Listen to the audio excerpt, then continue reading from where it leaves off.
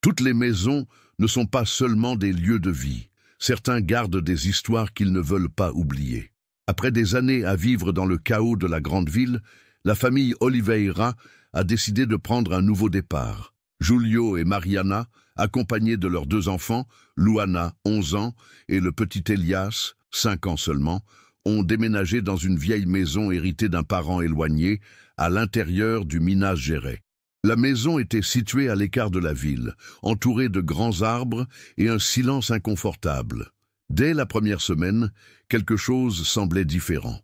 Elias n'a montré aucune tristesse face à ce changement. Au contraire, il agissait comme s'il connaissait déjà chaque recoin de la maison. Il y avait une étagère ici, mais ils l'ont emportée, dit Elias, en désignant naturellement le mur de la pièce. Qui t'a dit ça, fiston? Demanda Mariana, intriguée. Personne. Je me souviens juste de l'autre fois où j'ai vécu ici. Julio rit, pensant que c'était son imagination hyperactive. Mais ce n'était que le début. Quelques jours plus tard, Elias a commencé à éviter d'entrer dans certaines pièces, en particulier le sous-sol. Lorsqu'il passa la petite porte sous l'escalier, il s'arrêta, pâlit et murmura « C'est ici qu'il m'attraperait ». Ces mots dérangeaient Mariana. Quelque chose n'allait pas. Le comportement du fils changeait chaque jour. Il a commencé à dessiner des silhouettes sombres, des gens sans visage, des maisons en feu, et toujours une silhouette étrange, un grand homme avec un chapeau. Dans tous les dessins, l'homme le regardait. Un matin, vers 3 heures du matin, Elias entra en silence dans la chambre de ses parents. Ses yeux étaient ouverts, mais il semblait en transe. « Machine translated by Google. Il est sous terre », dit-il à voix basse. « Qui, Elias ?» demanda Mariana, effrayée. Il les regarda fixement. Ses yeux semblaient plus sombres, puis il répondit calmement mais de manière inquiétante, « Là où ils m'ont enterré. » Au sous-sol, le couple ne savait pas quoi faire, ils ont essayé de l'ignorer. Ils ont dit que ça devait être un cauchemar, mais le malaise grandissait. Le lendemain, ils décidèrent de descendre au sous-sol. L'endroit était humide, avec des murs moisis et des boîtes couvertes de poussière. Jules, j'ai éclairé le coin le plus éloigné avec la lampe de poche du téléphone portable. Le faisceau de lumière a révélé un mur fissuré. Il s'approcha curieux et remarqua quelque chose de marqué sur le vieux plâtre. Il l'a rayé avec la clé de la voiture. La poussière est tombée. Puis l'inscription apparut, rustique, faite par main. J. Battista, 1954. Qui était J. Battista, que s'est-il passé dans cette maison en 1954 et pourquoi Élie en sait-il autant sur quelque chose qui devrait être enterré pour toujours? Au fil des jours, l'atmosphère dans la maison Oliveira devenait de plus en plus chargée de mystères. Elias, le plus jeune fils, semblait s'éloigner de la réalité. Pendant son sommeil, il commençait à prononcer des mots dans une langue étrange et inconnue que personne ne pouvait comprendre. Ces murmures étaient accompagnés d'un ton de tristesse et de douleur, comme s'il revivait quelque chose de très lointain, mais en même temps très vivant. Mariana, désespérée, essayait de l'ignorer, mais les nuits devenaient de plus en plus pénibles. Élie ne dormait plus comme avant, avec la légèreté d'un enfant. Ses cauchemars étaient fréquents et intenses, et il se parlait à lui-même, d'une voix qui semblait venir d'un autre temps. « Ils arrivent, ils sont après moi !» dit-il, les yeux écarquillés, tandis que les mots sortaient de sa bouche sans avoir de sens pour quiconque l'écoutait. Quand il s'est réveillé, il semblait ne se souvenir de rien. Mais le plus dérangeant, c'était quand il commençait souvent à dessiner des symboles bizarres sur des morceaux de papier que personne ne reconnaissait. C'étaient des formes géométriques, des cercles croisés et des lignes qui s'entrelaçaient de manière complexe, comme s'il s'agissait de quelque chose de très ancien et loin. Une nuit, alors qu'Elias dessinait, absorbé, il mentionna quelque chose qui fit frissonner Mariana et Julio. « Clara, elle m'a laissé mourir », dit Elias, comme s'il parlait d'une histoire il savait. Claire, la femme qu'il n'avait jamais rencontrée. Mariana a essayé de l'interroger, mais le petit garçon a simplement répété le nom, comme s'il était en transe. Désespérée, Mariana a cherché de l'aide. Je ne savais plus quoi penser des paroles et du comportement d'Elias. C'est à ce moment-là qu'il a rencontré un médium local, connu pour aider à résoudre des mystères impliquant l'inexplicable. Mariana l'a invité chez elle, espérant obtenir des réponses. Le médium, une femme au regard pénétrant, était assise calmement dans la pièce, tandis qu'Elias jouait dans le coin. Elle ferma les yeux, comme si elle essayait de ressentir l'énergie de la maison, puis commença à parler. « Qu'est-ce qui ne va pas avec cet enfant ?» demanda Mariana, bouleversée. « Elias n'est pas seulement un enfant. » Le médium dit d'une voix douce, mais remplie d'une sagesse qui semblait trop ancienne pour être comprise. Il porte une âme d'un autre lieu, d'un autre temps. Il y a un esprit en lui. Un esprit ne le fait pas résolu. Mariana resta silencieuse, effrayée. « Et qui est cet esprit ?» demanda-t-elle, la gorge serrée. « Son nom est John, mais il n'est pas en paix. Quelque chose a été interrompu, et une femme nommée Clara a un lien direct avec cela. » Le médium s'arrêta un instant, comme s'il cherchait quelque chose dans son esprit. Clara était une femme accusée de meurtre, mais ce n'était pas elle qui avait tué. Elle a essayé de sauver quelqu'un, mais a échoué. Et le crime a eu lieu ici même, dans cette maison. Le sang de Mariana se glaça lorsqu'elle entendit ces mots. Comment cela pourrait-il être possible? Clara, un nom qu'Elias avait mentionné sans le savoir, était impliquée dans un meurtre, et la maison Oliveira semblait être au centre de ce mystère. Le médium, avec une expression sérieuse, conclut « L'histoire n'est pas encore terminée. Il y a quelque chose de plus derrière tout cela. Et Elias est au centre de tout cela. » La tension montait dans la maison. Mariana ne savait plus à qui croire. Elle avait l'impression d'être sur le point de découvrir quelque chose d'horrible, quelque chose que même l'histoire elle-même ne semblait pas vouloir révéler.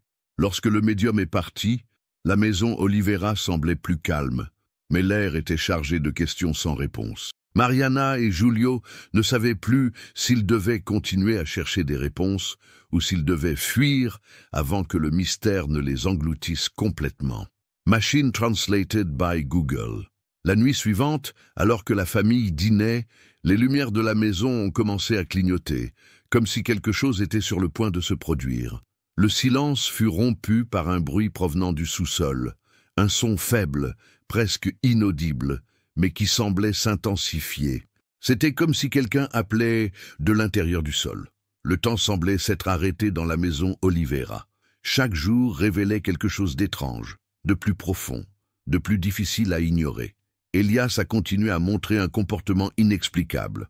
Parfois, il dessinait de manière obsessionnelle des symboles étranges, des cercles entrelacés, des yeux ouverts, des labyrinthes. D'autres fois, il restait assis en silence pendant des heures, à regarder le mur. Mariana, déterminée à trouver des réponses, a commencé à nettoyer le grenier, une pièce poussiéreuse, pleine de meubles recouverts de draps et de cartons oubliés par le temps. Luana, curieuse, a aidé pendant que Julio occupait Elias dans l'arrière-cour. C'est là, parmi des livres moisis et de vieux journaux, que Mariana a trouvé un portrait en noir et blanc. C'était un cadre en bois usé, avec du verre fissuré. La photo montrait un homme sérieux, mince, vêtu simplement, debout devant sa propre maison, la même maison où il se trouvait maintenant. Quand Elias est arrivé quelques minutes plus tard et a regardé la photo, il s'est arrêté net, ses yeux fixés sur l'image. « C'est moi », dit-il froidement. « Je suis mort de faim. » Le silence était absolu. « Son nom était Jean-Baptiste », ajouta Élie, comme s'il se souvenait d'un fait ancien. Julio et Mariana se regardèrent, sans voix. Le nom sur le mur du sous-sol, J. Baptiste, maintenant ce visage, cette phrase. Ils ont décidé d'aller à la mairie. Ils ont demandé l'accès aux anciens dossiers. Après des heures passées à fouiller dans des archives poussiéreuses, ils ont finalement trouvé Jean-Baptiste, travailleur rural, disparu en 1954, dernière adresse connue, la maison Oliveira. L'enquête avait alors été classée sans suite. Aucun corps n'a été retrouvé, aucune trace d'évasion. Mariana est rentrée chez elle le cœur battant. Cette nuit-là, Elias demanda du papier et un crayon. Il s'assit dans la cuisine et commença à dessiner avec précision quelque chose que personne ne comprenait. Un plan de la maison, avec une marque sur le terrain en arrière-plan, près du vieux poulailler abandonné. C'était là, il m'a laissé là. J'ai crié, mais personne n'est venu.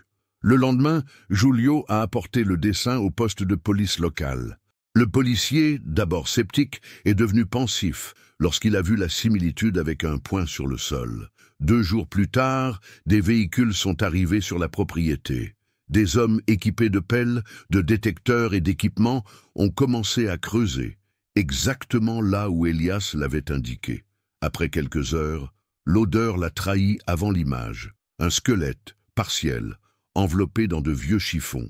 Et à côté, un médaillon rouillé avec les initiales gravées, JB qui a tué Jean-Baptiste. Comment un enfant de 5 ans pouvait-il savoir où se trouvait le corps? Que restait-il à révéler? La découverte des restes dans l'arrière-cour de la famille Oliveira a fait la une des journaux. En quelques jours, les journaux locaux et les chaînes de télévision étaient à la porte, essayant de comprendre comment un enfant de 5 ans avait réussi à localiser l'endroit exact où un homme disparu avait été enterré il y a plus de 70 ans. Le rapport officiel l'a confirmé. Les ossements appartenaient à João Batista, disparu en 1954. La cause du décès n'a pas été déterminée, mais des signes de malnutrition et de traumatisme crânien ont été enregistrés. La ville, autrefois paisible, bourdonnait désormais de questions sans réponse. Pendant ce temps, l'état d'Eli empirait. Les nuits sont devenues de véritables cauchemars. Je me suis réveillé en hurlant, en pleurant, avec des marques rouges sur mon corps qui n'avaient aucune explication. « Médecin, ne me laisse plus enfermé », murmura-t-il au milieu de la nuit, les yeux toujours fermés. « Clara, pourquoi m'as-tu quitté ?» Mariana a enregistré certains de ses discours et les a montrés à un historien local. Intrigué, il fouille dans les archives de la ville et trouve ce qui semble être la pièce manquante, Clara Batista, la sœur cadette de João. Elle a vécu avec lui dans la même maison jusqu'à sa disparition quelques semaines après la disparition de son frère. Elle n'a jamais été officiellement recherchée ni enregistrée comme disparue. C'était comme s'il s'était évaporé de l'histoire. Elias a commencé à répéter le même nom de manière obsessionnelle. Clara, Clara, elle savait. Il a dit qu'il se souvenait avoir pleuré pour avoir de la nourriture, avoir frappé à la porte et avoir entendu des pas, mais personne n'est venu. Elle avait peur, mais il a promis qu'il reviendrait. Il n'est jamais revenu, murmura-t-il, comme s'il revivait sa propre faim. L'atmosphère dans la maison devenait de plus en plus tendue. Luana, auparavant sceptique, dormait désormais avec les lumières allumées. Julio a essayé de rester rationnel, mais les preuves étaient accumulées. Il n'y avait aucun doute. Elias était bien plus qu'un enfant doté d'une imagination débordante. Il y avait une vraie histoire, enfouie en lui. Le lendemain matin, alors que la famille pensait déjà à déménager, une enveloppe brune a été discrètement déposée sous la porte. Aucun expéditeur, aucun signe de qui l'a livrée. Mariana l'ouvrit avec des mains tremblantes. À l'intérieur, une seule feuille vieillie, pliée avec soin. L'écriture était délicate, tremblante, manuscrite, comme s'il s'agissait d'une confession conservée pendant des décennies. En haut de la page, une phrase qui a glacé le sang de tout le monde. « J'ai essayé de te sauver, John. » Qui a écrit cette lettre? Pourquoi n'est-elle apparue que maintenant? Et le plus troublant, Clara a-t-elle vraiment disparu? Ou était-elle toujours là? La lettre était courte mais pleine de douleur. Clara a écrit avec regret. Elle a déclaré qu'elle avait essayé de signaler la disparition de son frère, João Batista, mais qu'elle avait été menacée. Quelqu'un, qu'elle n'a pas nommé, l'a fait taire avant qu'elle puisse parler. Par peur, elle a fui la ville et a vécu cachée pendant des décennies, portant le sentiment de culpabilité de ne pas avoir fait plus. L'écriture tremblante révélait une femme âgée, peut-être repentante, peut-être proche de la mort. Fin. Je t'ai écouté, John, mais je n'ai pas pu revenir. Pardonne-moi. La lettre a été remise à la police, qui a rouvert l'affaire. Il n'y avait aucun indice quant à l'endroit où se trouvait Clara maintenant, si elle était vivante ou morte, mais son nom était à nouveau sur les lèvres de la ville, comme un fantôme du passé. Pendant ce temps, Eli semblait plus calme. Les cauchemars ont cessé, et il a commencé à jouer, à manger et à sourire comme un enfant normal. Mais quelque chose restait différent. Un look trop mature, un silence dense. Parfois, Il passait des heures à regarder le ciel, comme s'il se souvenait de quelque chose que d'autres avaient oublié. Le médium est revenu à la maison. Il s'assit en face d'Élie, lui prit les mains et ferma les yeux. « John a trouvé la paix », dit-il à voix basse. Mais tout ne s'est pas arrêté là. Il y a quelque chose en attente, quelque chose qui se cache encore dans cette maison, ou en lui. Mariana a essayé de comprendre, mais la femme a simplement dit « c'était un canal ». Mais maintenant, cela pourrait devenir plus que cela. Dans les jours qui suivirent, Élie redevint étrange. Il n'a pas crié, il n'a pas pleuré. Il est simplement resté silencieux. Un silence qui pesait lourd. Jusqu'à ce qu'une nuit, alors que Mariana le mettait au lit, il lui prit la main et murmura quelque chose de froid, sur un ton qui n'était pas celui d'un enfant. « Tu ne sais pas qui je suis vraiment ?» Mariana déglutit difficilement. Il a essayé de rire, mais ses yeux ne souriaient pas. La lumière de la lampe vacillait. Un bruit provenant du couloir a fait que Julio a allumé les lumières du couloir. Toute la maison. Au dernier moment de cette nuit-là, lorsque Mariana s'est retournée pour éteindre la lumière de la chambre, elle a vu quelque chose qui l'a paralysée. Dans le miroir, en arrière-plan, se reflétait Elias, assis sur le lit. Mais derrière lui, il y avait un haut, statique, indéniablement humain. Mais ce n'était pas celui d'Élie. Certains esprits recherchent la justice, d'autres juste pour être entendus, mais il y a ceux qui ne sont jamais partis. Fin.